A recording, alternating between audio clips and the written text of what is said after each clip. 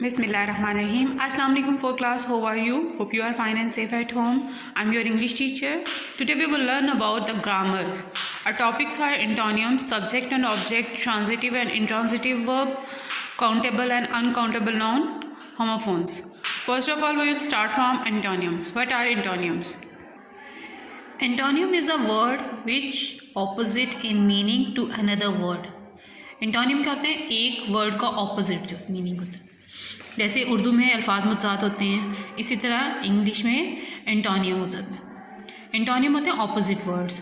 कोई वर्ड है उसका ऑपोजिट वर्ड जो है वो एंटोनियम होगा. For example good is antonym of bad. Good क्या है? एंटोनियम है बैड का. आप is the antonym of down. आप किसका एंटोनियम है? डाउन का. ठीक है. इसी तरह ऑपोजिट है, जैसे है हैवी का है लाइट, टिनी का है huge, tasty tasteless, wavy straight, pretty अगली, रूड पोलाइट. सेम एज ये सारे हैं एंटोनियम्स हैं, वर्ड्स एंड एंटोनियम है. तो इसी तरह आपके पास नीचे है, जैसे आपकी एक्सरसाइज है, right the antonym of the following words. ये वर्ड्स दिए गए, इनके आपने एंटोनियम्स राइट करने हैं. उसके बाद सेकेंड है हमारा टॉपिक है subject and object. Subject and object क्या है? Subject is the one who perform an action. Subject is the one who performs an action. For example, Faisal broke the pencil. Subject कौन होता है? जो person जो कोई काम एक्ट कर रहा है, जो कुछ काम कर रहा है, वो पर्सन जो है, पर्सन हो गई, वो चीज़ हो गई, कोई एनिमल हो गया, जो भी चीज़ है जो परफॉर्म कर रहा है वो है हमारा सब्जेक्ट. जैसे फैसल ब्रोक द पेंसिल, तो इसमें कौन काम पेंसिल को ब्रोक कर रहा है? फैसल. तो फैसल जो है वो हमारा सब्जेक्ट है. In this sentence, the verb action word is broke. It broke word है हमारा, ये एक्शन है. जो एक्शन को परफॉर्म करता है वो हमारा सब्जेक्ट होता है. तो इस ब्रोक को कौन परफॉर्म कर रहा है? फैसल. तो उसके बाद है to find the subject here we ask who broke. तो जब हमने अगर सब्जेक्ट को फाइंड करना है तो हमने पूछना है कि कौन तोड़ रहा है, कौन ब्रोक कर रहा है. The answer is Faisal. So Faisal is the subject. तो फैसल क्या है? हमारा सब्जेक्ट. उसके बाद है object. Object is the one on which the action is done. तो ऑब्जेक्ट क्या होता है? जिसके ऊपर एक्शन किया जाता है. For example Faisal broke the pencil, Faisal ने पेंसिल को तोड़ा. To find the object of the verb we ask broke what. तो इसका आंसर हमने ऑब्जेक्ट का पता करने के हमें ये पूछना है कि हमने क्या चीज़ जो है वो ब्रोक हुई है. ब्रोक व्हाट, क्या तोड़ा. The answer is pencil. So pencil is object. तो ठीक है, जो चीज़ जो कोई पर्सन जो परफॉर्म कर रहा है वो है सब्जेक्ट, और जिस चीज़ पे हमारा एक्शन हो रहा है वो क्या है? हमारा ऑब्जेक्ट. ठीक है. तो underline the subject with red colour and object with green colour in the sentence. For example the girl rain down the road. तो इसमें हमारे पास सब्जेक्ट क्या होगा? जो यहाँ पे एक्शन परफॉर्म कर रहा है तो वो कौन है? गर्ल. और किस चीज़ पे एक्शन परफॉर्म हो रहा है? रोड. तो ये हमारा ऑब्जेक्ट है. ठीक है. Now third topic is transitive and intransitive verb. Transitive verb कौन से हैं और इनट्रांजिटिव वर्ब कौन से हैं? A transitive verb need a direct object to complete its meaning. The meaning of a sentence right a transitive verb is not complete without a direct object. Transitive verb को complete sentence को complete करने के लिए direct object की ज़रूरत होती है. For example the man fed the dog.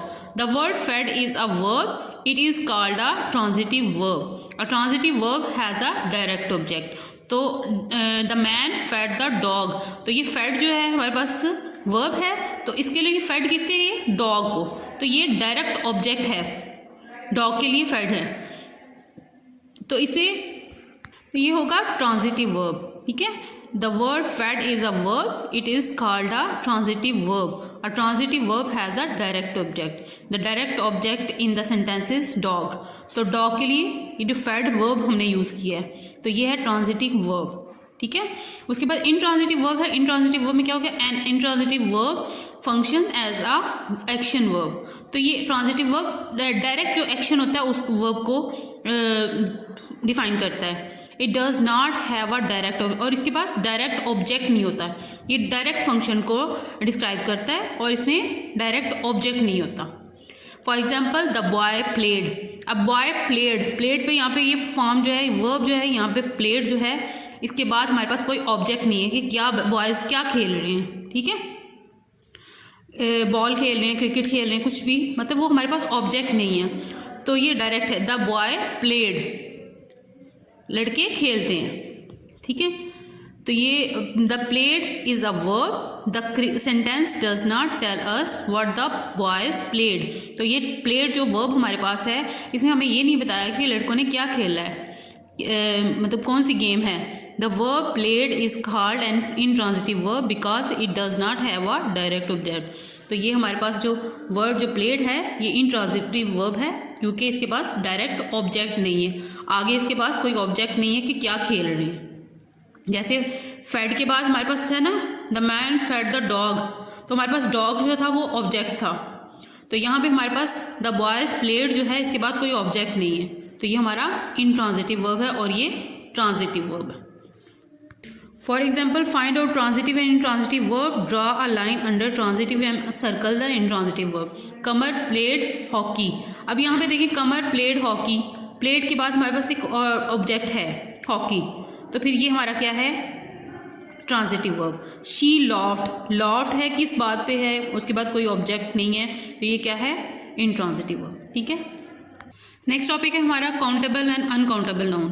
Countable noun, when a noun can be counted we call it countable noun. For example egg, marble, book, pencil, जैसे कोई चीज़ हम जिनको काउंट कर सकते हैं, जैसे मेरे पास हाथ पेंसिल है, पेंसिल 2 होंगी, 3 होंगी, 4 होंगी, इनको हम काउंट कर सकते हैं, तो ये हमारे यहाँ काउंटेबल नाउन है।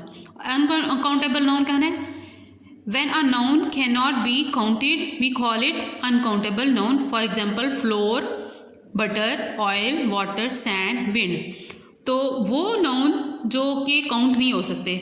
अब फ्लोर जो है इसको हम काउंट नहीं कर सकते, बटर को की क्वांटिटी को हम काउंट नहीं कर सकते, मेजर कर सकते हैं क्या उसकी, लेकिन उसको काउंट नहीं कर सकते। ऑयल को काउंट नहीं कर सकते हम, और ये कह सकते हैं कि packet of oil, a bottle of oil, लेकिन ऑयल, एक ऑयल, 2 ऑयल, इस तरह हम नहीं काउंट कर सकते। वाटर को हम काउंट नहीं कर सकते, ग्लास ऑफ वाटर कह सकते हैं, लेकिन वाटर काउंट नहीं होता। सैंड, रेत के वो ज़रात जो होते हैं उसको काउंट नहीं कर सकते, हवा को काउंट नहीं कर सकते। ये सारे नाउन जो हैं जो जिनको हम काउंट नहीं कर सकते वो होते हैं अनकाउंटेबल नाउन, ठीक है। वो नाउन जिनको हम काउंट कर सकते हैं वो काउंटेबल नाउन है, और जिनको हम नहीं काउंट कर सकते वो अनकाउंटेबल नाउन, ठीक है। Complete the activity, a grain, a pinch, a sheet, a spoonful, a bottle, a cap, तो इसको आपने इनको कंप्लीट करना है, और यहाँ पे आपने कुछ खुद से काउंटेबल नाउन राइट करने हैं और कुछ अनकाउंटेबल नाउन राइट करने हैं, ठीक है। नेक्स्ट टॉपिक है होमोफोन्स। डेफिनेशन इसकी है होमोफोन की, these words have the same sound as other word but the spelling is not the same nor the meaning. तो ये साउंड में दोनों वर्ड्स होंगे वो सेम होते हैं, लेकिन ना तो उनके स्पेलिंग सेम होते हैं ना ही उनके मीनिंग सेम होते हैं। For example a deer is a animal, deer क्या है, एक हिरन, एक एनिमल है। अ डियर फ्रेंड, प्यारा दोस्त, इज बिलव्ड फ्रेंड, प्यारा दोस्त होता है। ये डियर और डियर दोनों की साउंड सेम है, बट इनके स्पेलिंग भी डिफरेंट है और इनके मीनिंग भी डिफरेंट है। In both sentences deer and dear have same sound but their spelling and meanings are different. इन दोनों में सेम साउंड है इनकी डियर की, बट इनके स्पेलिंग भी डिफरेंट है और मीनिंग भी डिफरेंट है। तो इस तरह ये इनको कहते हैं जिनके साउंड सेम होते हैं, तो वो उनको होमोफोन्स कहते हैं, ठीक है। क्या कहते हैं, होमोफोन्स कहते हैं। Circle the correct word for each of the following, इनमें से मैं आपको एक सॉल्व करके बताऊंगी। अब ये देखिए, ये पिक्चर ड्रॉ है, 2 इसमें सन और सन लिखा हुआ है, दोनों की साउंड सेम है, सन सन। अभी इनमें ये क्या है, आपको पिक्चर से आपको पता चला होगा कि कौन सा सन है, सन सूरज है, तो ये SUN सन है। अब कहते हैं SON सन क्या होता है, बेटा। तो है तो साउंड दोनों की सेम है, लेकिन मीनिंग दोनों के डिफरेंट है और स्पेलिंग भी दोनों के डिफरेंट है, ठीक है। आई होप आपको ग्रामर की जो सारे टॉपिक है आपको समझ आ गए होंगे, तो आपने बहुत अच्छा नीट वर्क जो है ना नोटबुक पे राइट करना है। Okay, thank you, have a nice day.